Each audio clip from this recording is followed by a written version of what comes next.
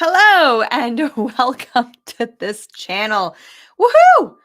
Having a little conversation with myself right before this live, and I love it when I'm in mid-sentence and I hit live stream. So, happy Tuesday. I'm going to take a drink of water. If you are new to this channel and this is the first time that you are seeing me here on your screen, hi, I'm Katie Stowe. I am a content creator, I am an artist, I am a business owner, and what lights me up, what I love serving any of you who are here watching the stream, watching any of my content is in particular how to be in a relationship with habits and routines and though like commitments that you make around taking care of yourself, around having higher performance, around being more creative, that lights me up. I lived a life of chronic pain and limitations and struggled with my energy levels, my sleep, my stress levels, my creativity levels, struggled a lot for the last 25 years and have learned so much being on this journey of really working on getting myself to a place where I could actually generous words. I could give in a generous way to others by first making sure that I was taking care of myself so that I had something to give, so that I had something to contribute. And so today we're going to be talking about the number one pattern that I see over and over and over again. I've done it myself. I support my clients with it. I see it a lot of times in my communities, with my one-on-one clients and my masterminds.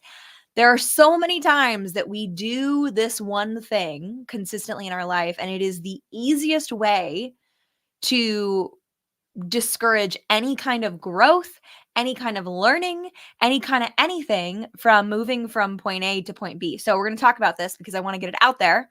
Some of you, this may be a reminder. For some of you, this may be brand new. And we're going to take a deep dive into this number one thing that can really discourage any kind of growth that you have with your habits, your routines, how you start your morning, how you end your day, the ways in which that you can be in high performance. So I am Katie Stowe. As I said before, I run this channel. I'm so happy that you're here. If you're new, consider subscribing, liking this video. If you end up enjoying this content and you want to see more, definitely subscribing to this channel is the way in which you are going to be able to see more of my content. And also you can come follow me on Instagram, as I have just like so much fun awesomeness over there. I'm like posting almost every day minus the weekends. And so it's a really fun place to come join me. So my link to my Instagram is down below in the description. Okay, so the number one pattern that will ruin anything that you're attempting to create, work on, improve is quitting when it doesn't work. Now, I'm going to be rather unconventional because I know that there are, my notes here, I know that there are many people, especially in the 75 hard world, that would say you finish what you start, period, end of story. If something isn't working, you still committed to it. You follow through, you're going to learn something about that. And that's awesome and good for you guys who are doing that. And also, I don't believe that that's true.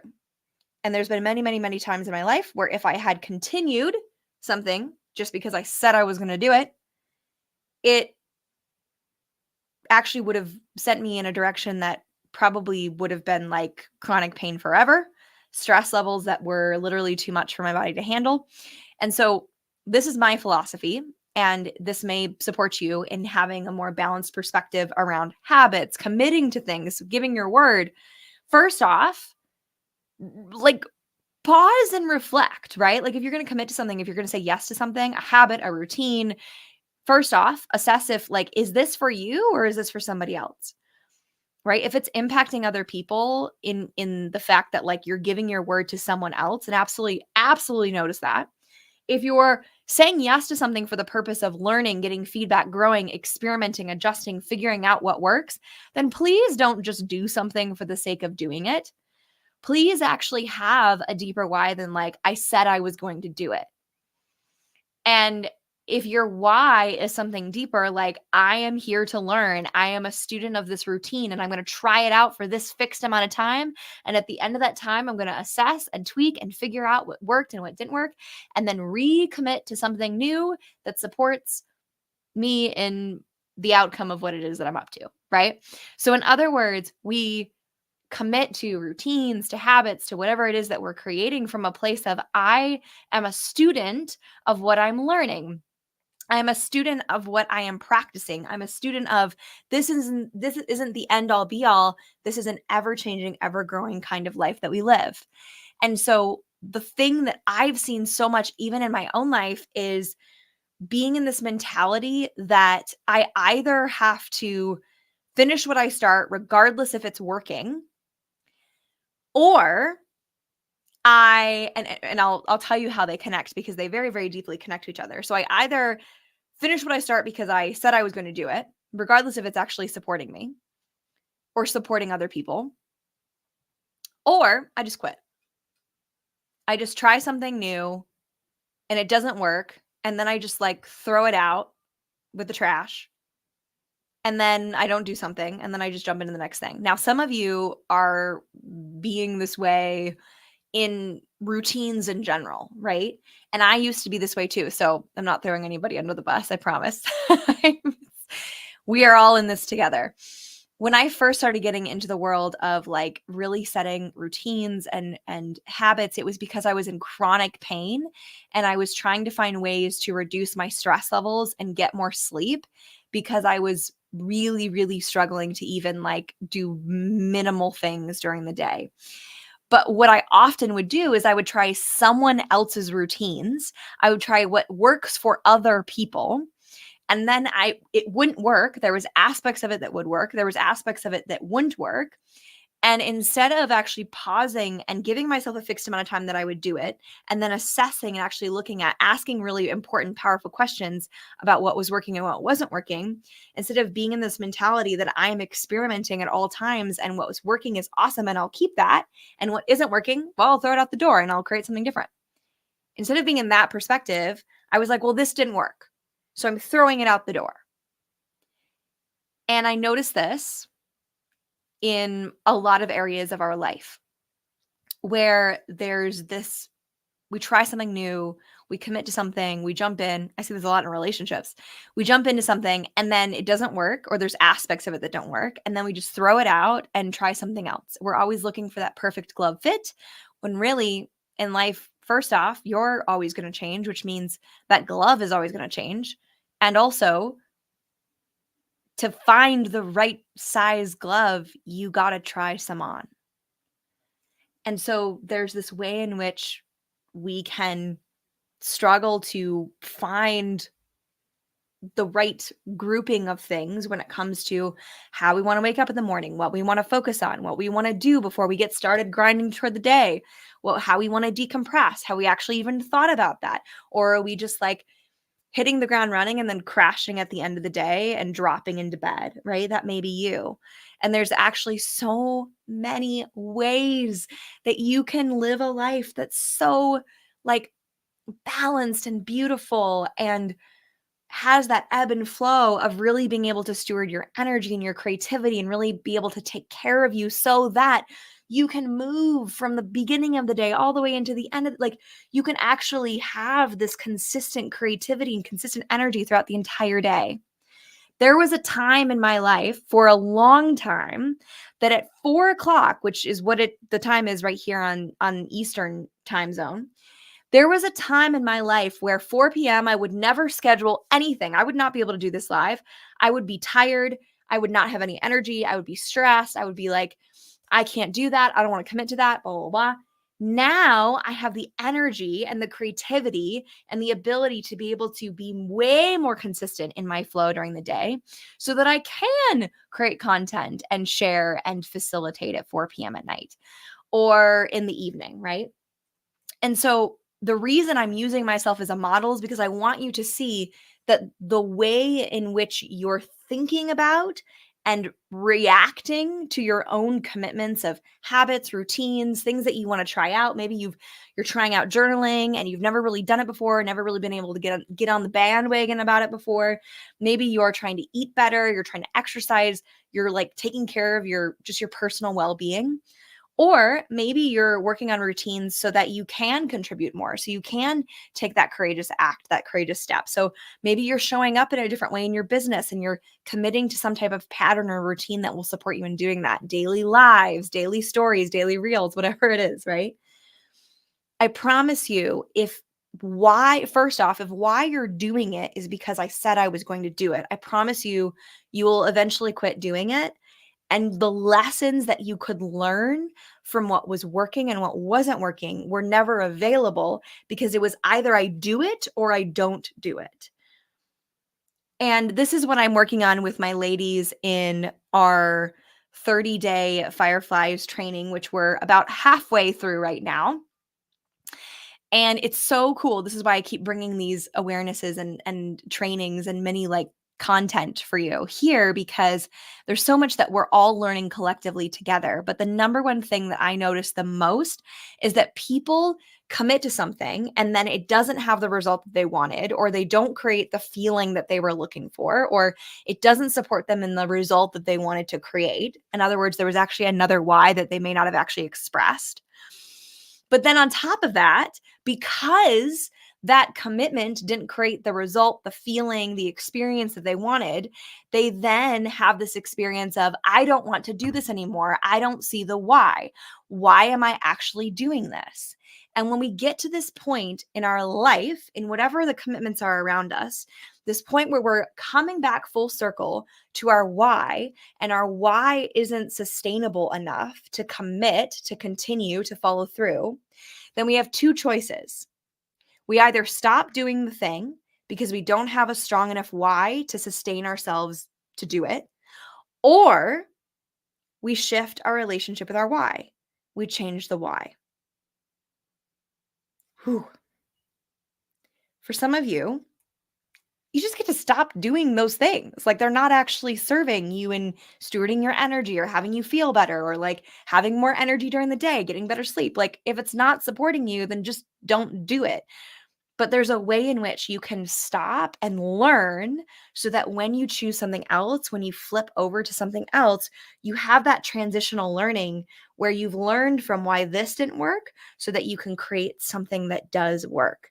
And this is critical thinking. This is problem solving skills. This is using your imagination and your creativity. This is being able to ask really good, effective questions, being able to be present with your own results. These are all things that all of us are in dire need of, and that would deeply support our lives in every aspect, in our relationships, in our careers, in our hobbies, in our like all of the places and spaces in our lives. Your ability to problem solve, to think critically in a way where you're not just assuming what someone else has said is true, but you're asking, you're testing, you're experimenting, you're looking at it and saying, what is this? Does this work for me? Is so, so important. There are so many people out in the world. I used to be one of those too. There are so many people out in the world that are promoting a specific type of like, I do this in the morning and then I do this in the evening. We call, millionaires wake up at 4 a.m., millionaires wake up at 5 a.m., right? We have all of these sayings and these stereotypes of things that this kind of person does. And so then we adopt this identity that's attached to the thing that they do, which may work for them, but it doesn't mean it's going to work for you. And this is why I'm so passionate about routines and habits, something that may seem so boring to some people, and that's okay. I am A-okay being the boring one in the room. But I find talking about and learning and experimenting and shifting and figuring out what works about routines and habits so exhilarating, because I remember what it felt like to not be able to sleep, to not be able to have the energy that I wanted to have during the day, to not feel creative at 4:30 at night, to feel bored and boring. And now, because of the choices that I'm making, because of the things that I'm focusing on, because of the places that I'm putting my heart and my attitude and my intention into, that is either going to create more to give or it's going to suck that giving in to myself. And this is so interconnected to what we're talking about when it comes to just quitting. Instead of learning what we get to learn and looking at what worked and what didn't work, just quitting and being like, nope, I don't want to do that anymore. I'm done. A lot of times we approach things this way because there is shame, blame, judgment around quitting, around being a quitter. And I will tell you, I have been here many times where I felt that same judgment about quitting that thing, saying no to it, saying, you know what, this was not a good fit. I am moving somewhere else. And yet the reality is, if we are so committed to doing something for the sake of doing it, is that really honest? Is that really what integrity looks like for you? Is that really, and it may be for you, that's okay. I'm presenting another opportunity to be able to look at, like, if you're doing something just because you said you were going to do it, is that why big enough, deep enough, strong enough to actually continue following through on the thing? And is following through on the thing teaching you the thing that you want to learn? For some people, that it is, and that's great. And so it's always that discernment about asking the Lord, like, okay, what do you want me to learn right now? And sometimes that's what shifting the why looks like, right?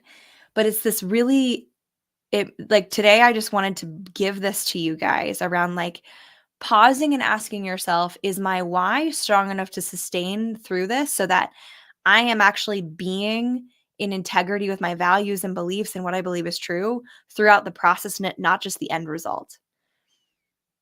And so this is why I'm so passionate again about habits and routines and about really setting people up to be more creative, to have more energy, to be able to sleep well, to be able to take care of themselves, so that when we come to the table with our gifts, with our skills, with what God has given us, we can give it freely, joyfully, outrageously, in a way where we create a revolution of generosity, where we create a different kind of world that people live in, that our future kids will live in, maybe your kids. So this is an opportunity to be able to shift your mentality around either doing it because you said you were going to do it, or just quitting and not actually being able to learn the questions that you can ask, the things that you can, that will support you in understanding what worked and what didn't work. So if you want to learn what kind of questions to ask, I want you to come over to Instagram and follow me. If you haven't followed me, you don't really have to follow me, but if you want to follow me, you can follow me. And then just DM me on Instagram. And I'd love for you to ask me, hey, Katie, what are some questions that I can ask myself when I'm transitioning from one commitment to the next? And there's things about it that didn't work. What are some questions that I can actually ask myself so that I'm learning constantly in every test, experimentation, variation of what it is that I'm up to, my routines, my habits, my commitments, my business, my relationships, my family, whatever it is, right? I have 5 questions that you can ask yourself, and I would love to gift these to you and start a conversation. So if you would love to have those questions, you can come over and DM me on Instagram and ask for those questions, and I will happily give you those. And I trust and I'm excited to see those of you who jump in and really use those questions in your life in ways that support you in refining what's working and letting go of what's not working, and being able to be in that beginner's mindset, that experimentation mindset, so that it's not just I'm doing it because I said I was going to do it, rigid, or I just quit and I don't actually give myself the opportunity to learn what worked and what didn't work. Okay, quick one today, but I am excited for you to use that however you want to use that. If you liked this video, if you got value from it, subscribe, like this video, maybe even share it with someone who would be inspired, encouraged, that you think would experience value from this video. I love you all, and I'll see you on the next one. Mwah!